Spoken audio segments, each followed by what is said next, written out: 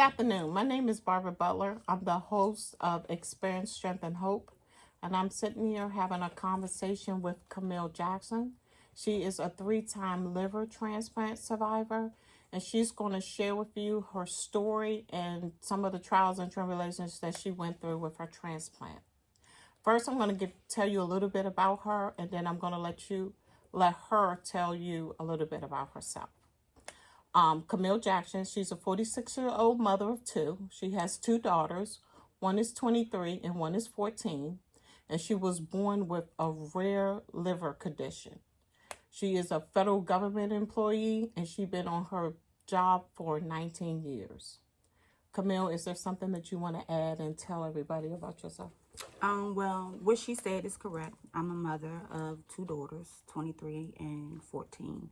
And when I was born with a rare condition, which is called biliary atresia. And what biliary atresia is it's a condition in infants where the inside and outside of the liver bile ducts are scarred and blocked.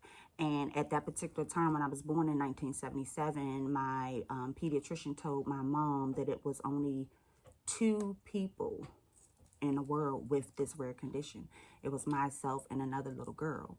So the other little girl did pass away, and for myself, the doctors told my mom that if I lived past 2 weeks, that I would be able to have a normal life and live a normal life as regular people do, which I did successfully up until 2004.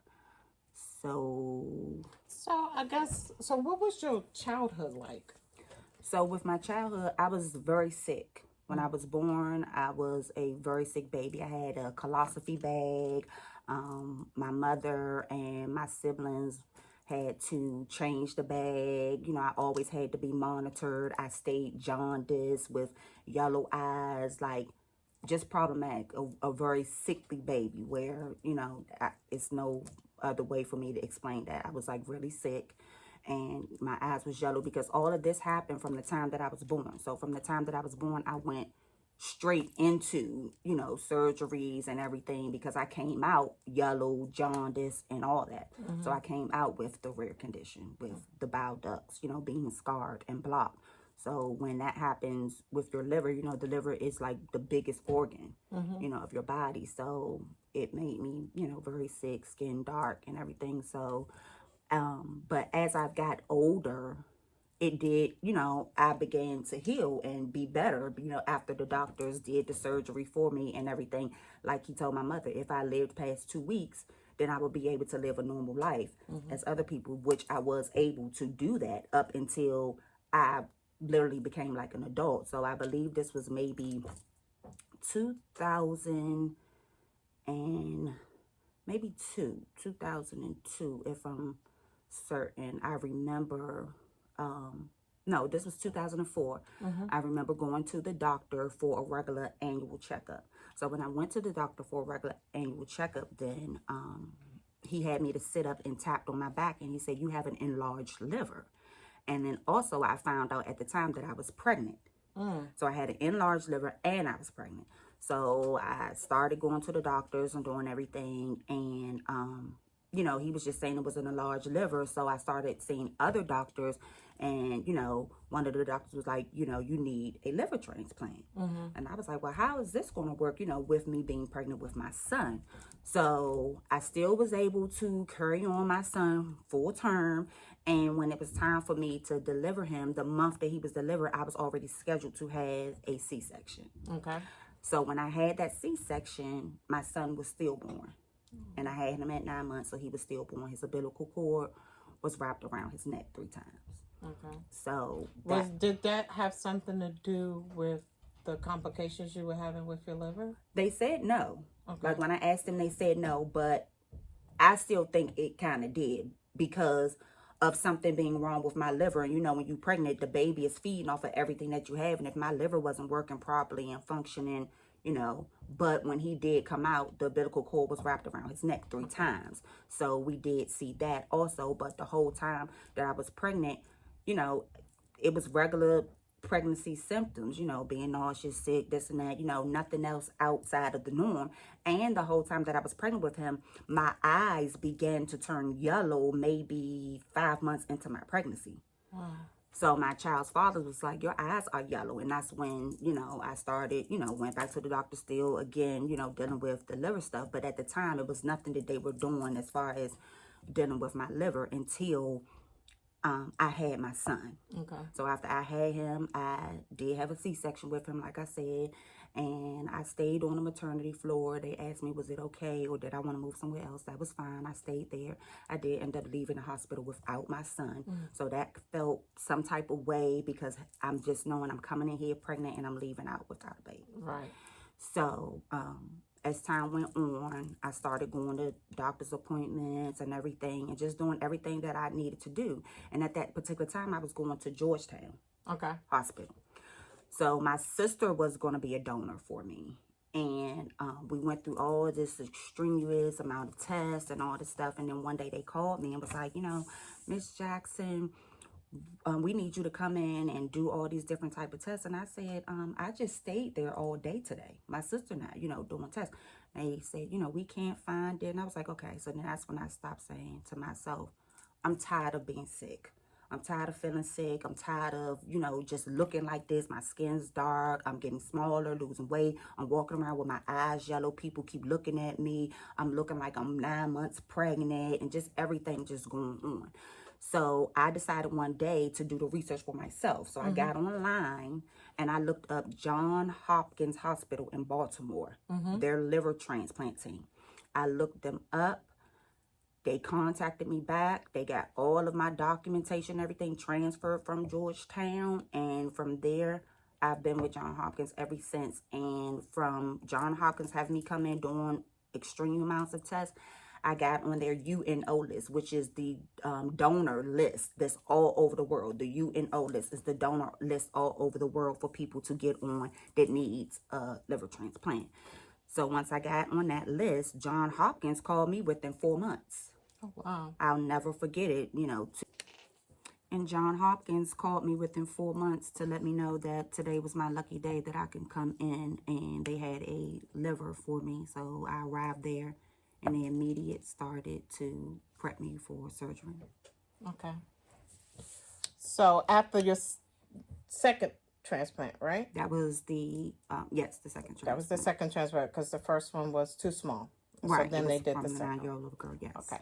So once you got the second transplant, what was the process, or what is it that you had to start doing differently than you were doing before? Nothing. Once you get a liver transplant, I was told that I can live my normal life. I can do regular activities. No restrictions? I didn't have any restrictions. I mean, you have restrictions while you're healing and everything. And it took me exactly 6 months, like they said, for me to heal. So I was out of work all that time. I didn't go back to work until 6 months. So when I went back to work within 6 months, I was still kind of small, but you can tell that I looked better, and I was coming, along and everything. But, I couldn't drink any alcohol or, no smoking or anything like that.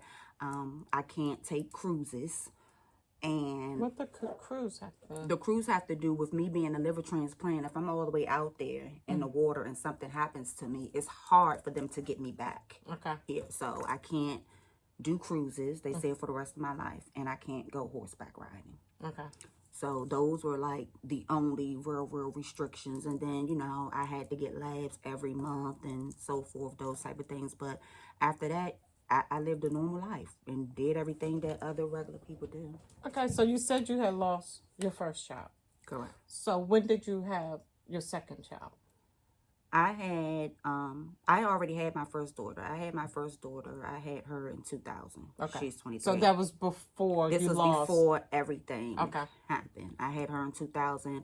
I didn't get sick until 2004. Okay. So when 2004 came, I was pregnant with my son. And I ended up losing him. Then my daughter that I have now, that's 14, I didn't have her till 2009. So I had already had my transplant already in 2007. So I had her 2 years later. After I had my transplant. How was that pregnancy? Perfect. So everything was... like everything. I mean, I gained weight big like everybody else to get pregnant. Everything was everything. Everything was normal. fine. Thank God she came out healthy, no type of conditions, not anything, nothing wrong. It was just one medicine that I was taking at the particular time that they have to stop, because if I was still continuing taking that medication, it kills the baby. So they stopped me from taking that medication, and they told me when I had the transplant, they said, you can still have children. You will have to just wait 2 years. And I had my daughter exactly 2 years. 2 years I Was had your daughter's her. planned? Was you No. waiting until the 2 years, or it just happened It just that way? happened. It just happened that way. I mean, because before her, I was pregnant with twins. And then with me being pregnant with twins, I ended up getting an abortion because I was like, I'm not ready yet, da da da da. So, no. And then I got pregnant with her. So that's when I had her in 2009. And So, everything was fine. how was your family and friends during this time? Like, what was your support system, or what was it like?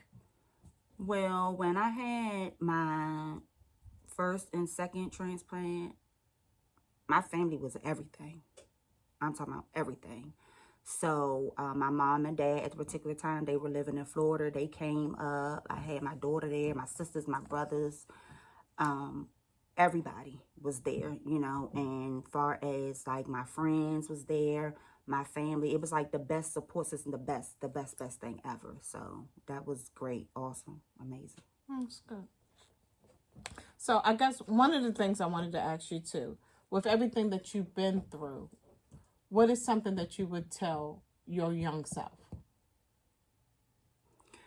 I would tell my young self, just try to take care of your body, take care of yourself. And even though me needing a liver transplant had nothing to do with really drinking alcohol or, smoking or anything of that nature, I was born with a rare condition that, has that. Because what people tend to think, the first thing that they hear, liver transplant, oh, she was an alcoholic, oh, this, that, whatever. No, that wasn't the case.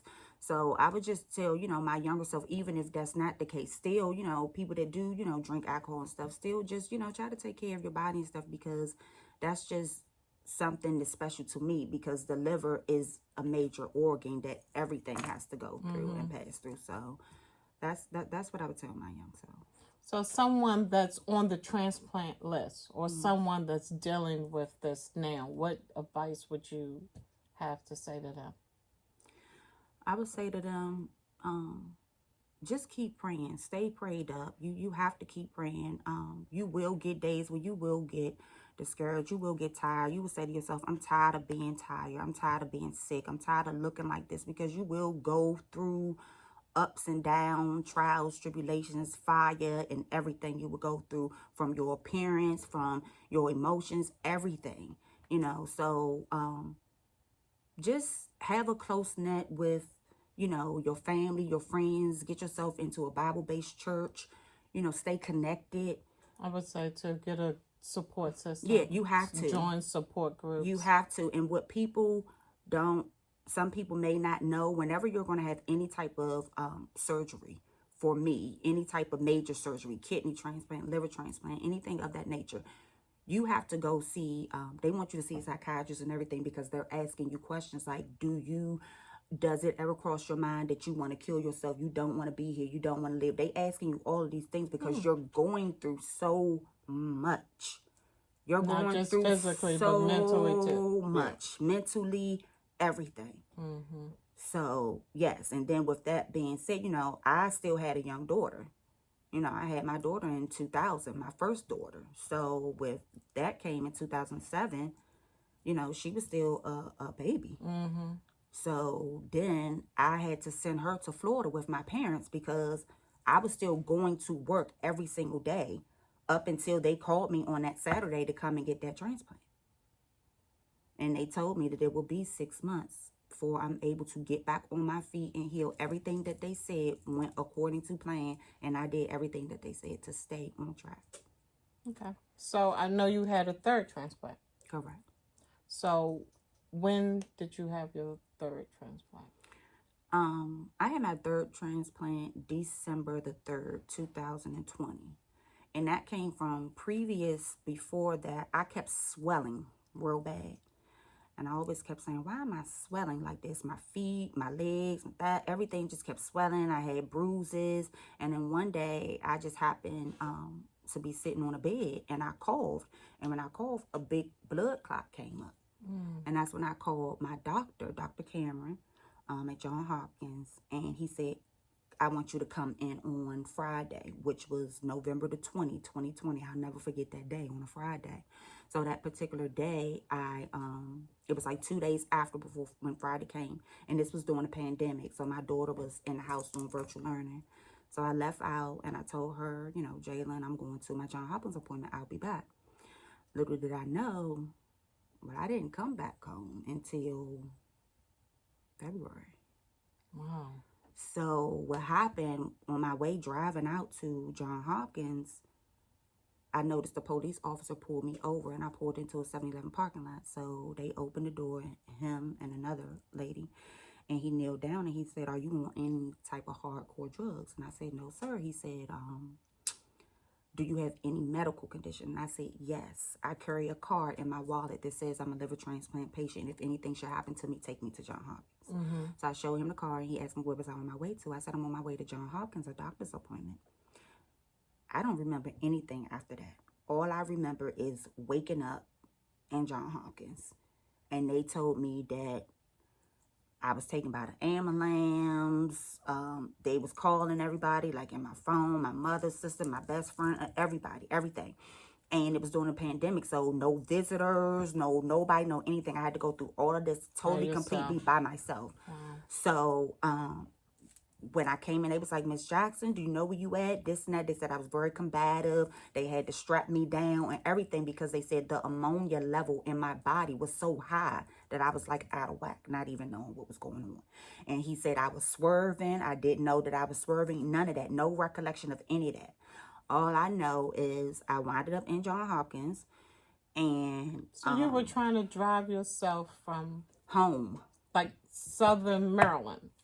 Yes, I was to Baltimore. Baltimore, right? Correct. Okay. So I was driving from home because remember, it's a regular day. I feel regular, just knowing, you know, still that I'm swelling this now, but I still been moving around and doing all of this for months, and still fine. So I was leaving, going to Hopkins, and they was just like, oh, you know, Miss Jackson, you came in combative, this and that, whatever. They started explaining everything to me. So they said, well, your kidneys and your liver, you know, has been affected. So they start running all these tests, and just like everything that could happen was happening. I'm talking about blood clots. I'm talking about uncontrollable bleeding that was happening, like me having a bleeding ulcer, just everything that I could think of that could go wrong went wrong. Oh, God.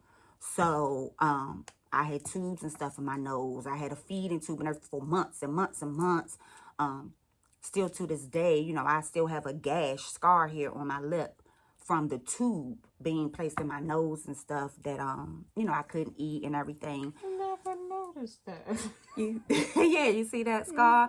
Yeah, so I have that scar, and I have a scar here on my nose. So that's from the tube that was going like this. So I said, when I woke up and came to myself, well, what was y'all doing? Did y'all beat me up? Or did y'all do surgery? Because why is my lip and my nose? What? So they was like, oh, Miss Jackson, we don't know. So I said, it's going to heal? So it's like, yes, it's going to be fine. So I said, okay. So, you know, that was happening.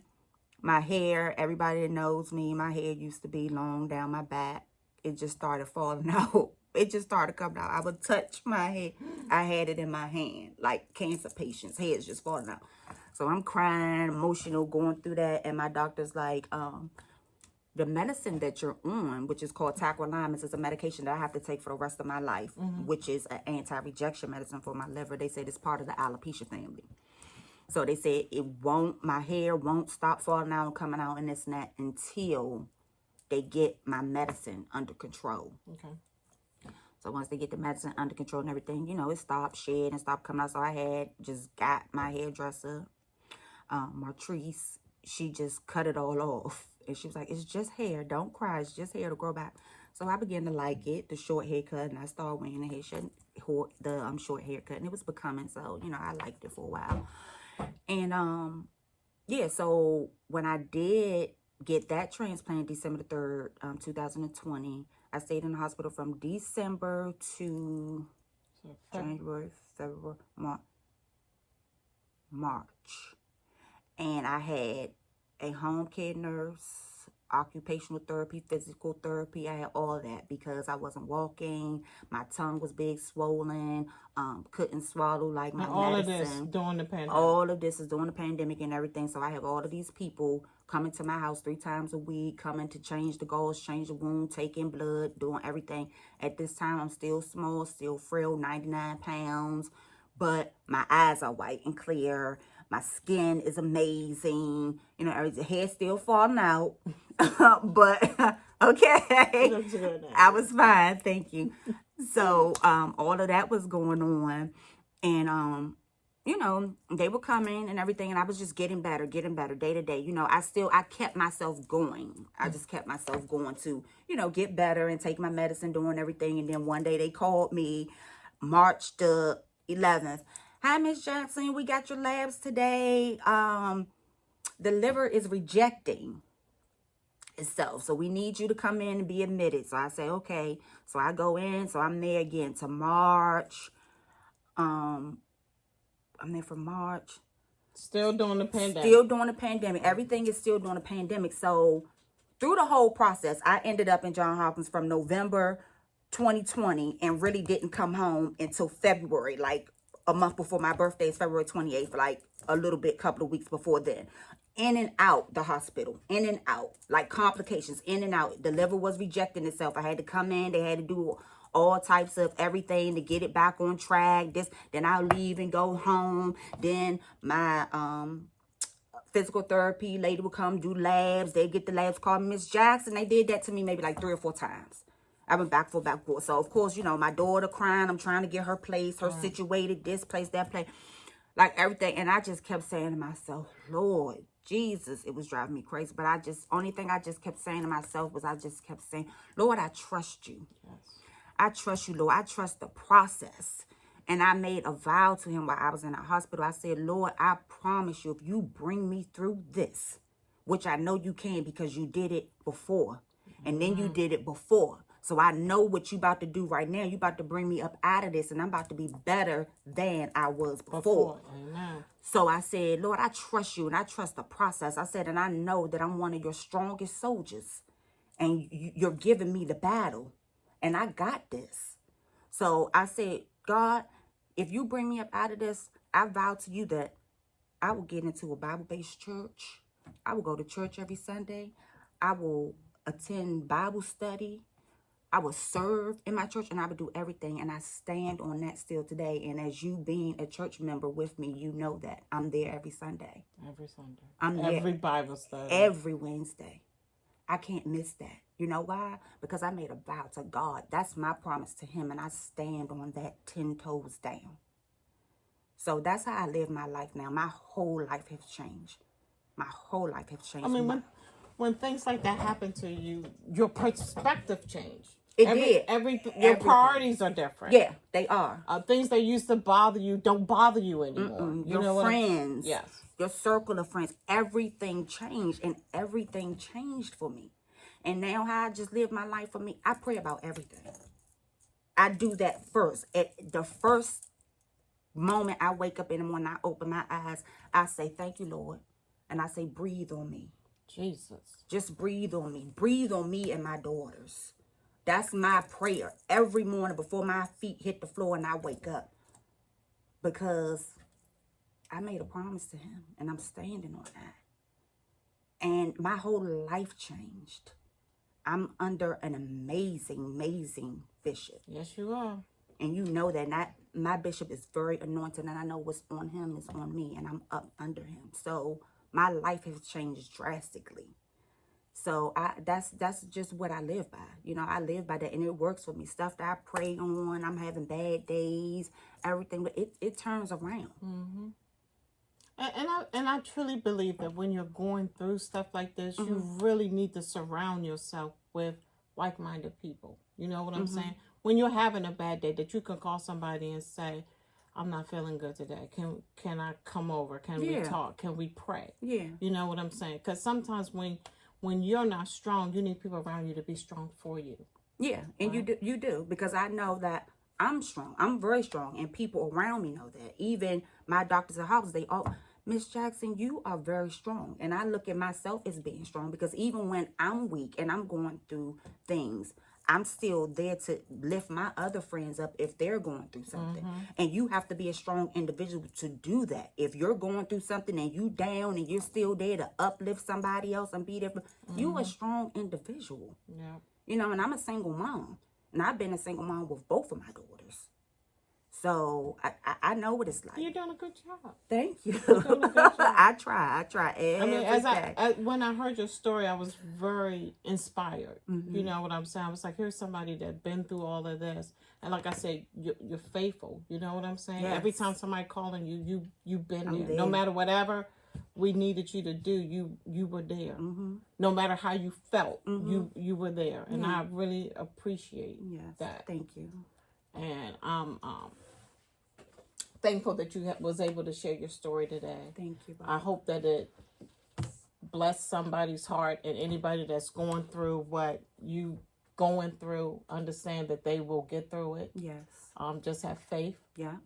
Stay encouraged. Yes. And I believe everybody should join some type of support group so you can have somebody to talk to. You have to, because I'm in liver transplant support groups on Facebook and all that, and I see it all the time. You know, every day somebody saying, "Oh, I'm a 2 year. Today's my 2 year anniversary, 3 year." You know, I get in different supports, and then I also said to myself, I also want to volunteer at a hospital to work, you know, in that field and help them, because one thing about people would never really understand your situation and your story and things unless they go through it or they're in it. And you know, that's just, you know, what I believe. You know, people can say, "Oh, you know, I understand this and that, whatever," but you have to be in it. Yeah.